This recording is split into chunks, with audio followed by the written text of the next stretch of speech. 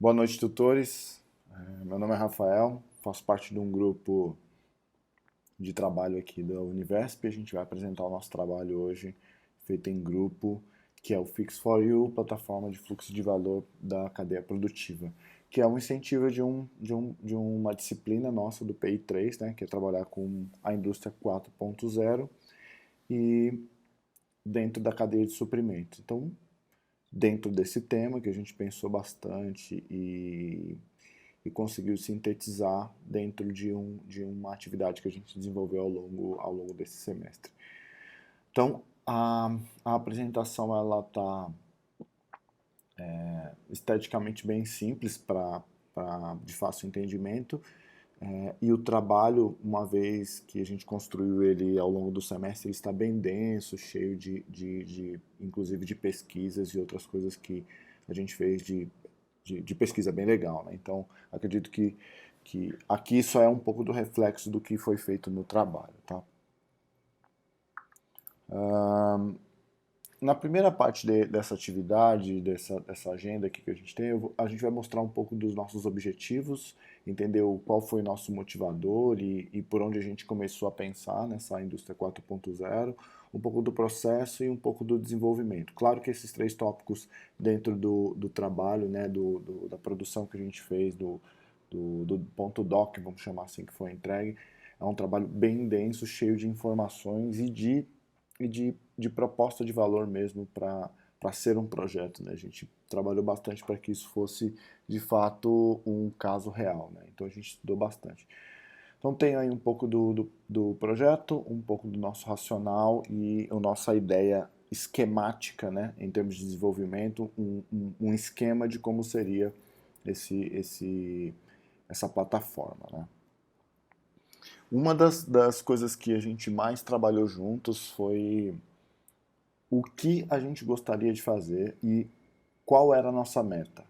A gente pensou bastante em como trabalhar com a cadeia produtiva e a cadeia de suprimentos, né? E trabalhando e pensando nas primeiras aulas, a gente pensou, poxa, por que a gente não pode estimular as pessoas a terem alguns objetivos de consciência ecológica? E a gente foi nessa linha, por esse caminho, e entendemos que as pessoas hoje compram muito mais pelo poder da marca do que pela necessidade. E a gente encontrou aí um caminho, né? E sintetizamos uma frase, na verdade a gente encontrou essa frase e acabou ela norteando todo o nosso trabalho, né? Possua menos, desperdice menos e viva melhor.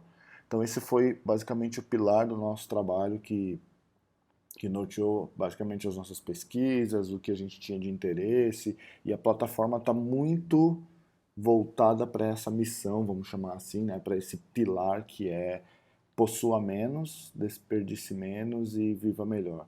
Então, por isso, a gente quer entregar, ou pelo menos tentou desenvolver, uma coisa que trouxesse um pouco de valor para a sociedade.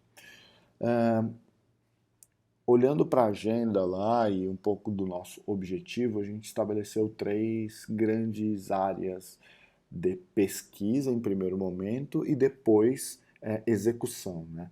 No momento da pesquisa, que era o momento do objetivo, tanto da parte da justificativa quanto no nosso referencial teórico, a gente foi por três abordagens. Primeiro, a gente pegou muitas pesquisas falando das recentes mudanças em vários modelos de mercado, é, claro, voltado para esse nosso segmento, né, de consciência, de consciência ecológica e também de cadeia de suprimentos. Depois, um pouco sobre consumo consciente, isso também foi um tópico bastante estudado pela gente, e a pegada ecológica. Dentro desses três pilares, a gente olhou para a indústria e para tentar identificar um pouco dos padrões, um pouco de como a indústria poderia ser ajudada por meio da tecnologia. Então, dentro desse cenário, a gente pegou modelos de compra, aliás, que os modelos de compra andam mudando, né? A forma das pessoas se relacionarem com a compra muda, não pela quantidade de dinheiro que elas têm, mas do poder que a marca tem sobre as pessoas.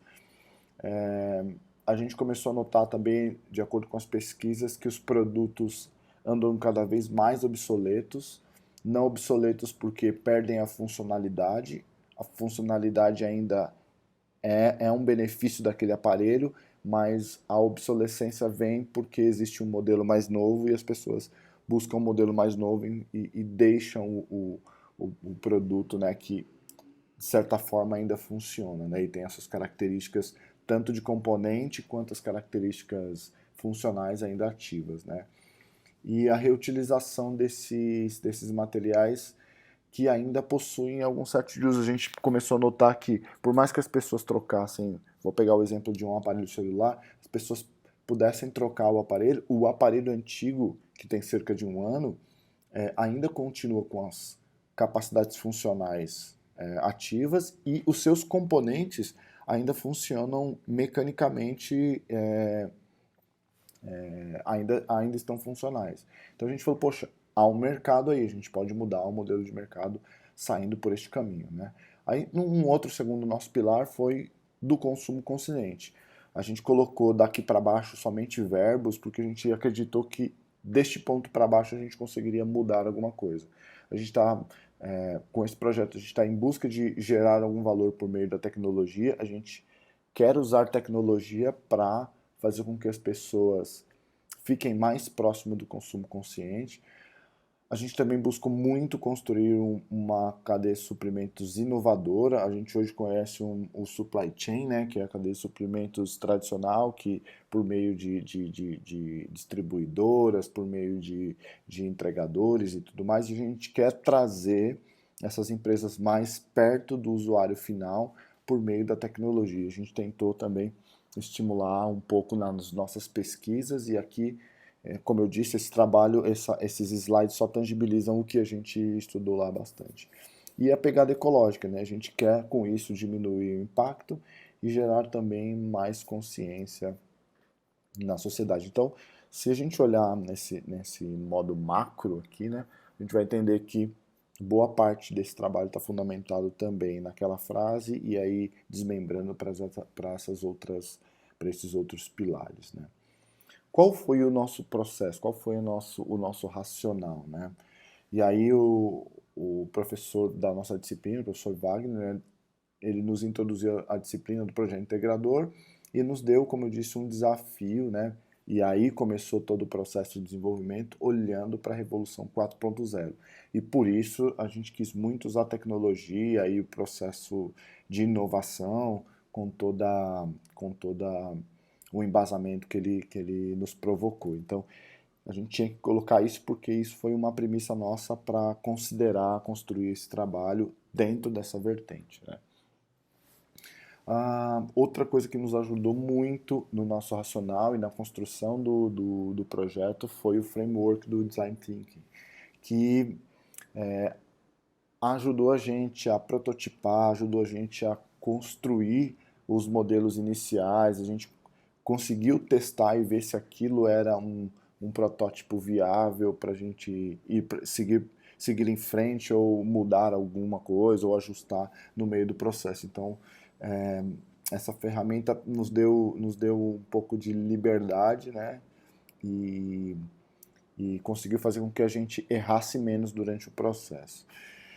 E outra coisa que nos motivou bastante no nosso racional, pegando as linhas dos três pilares lá atrás, foi que a situação atual, com as informações mais recentes sobre demanda por suprimentos, está sempre observada por conta da localidade dos seus fornecedores, tanto locais quanto internacionais. E isso virou uma pergunta para a gente e no seguinte sentido: será que precisa ser assim?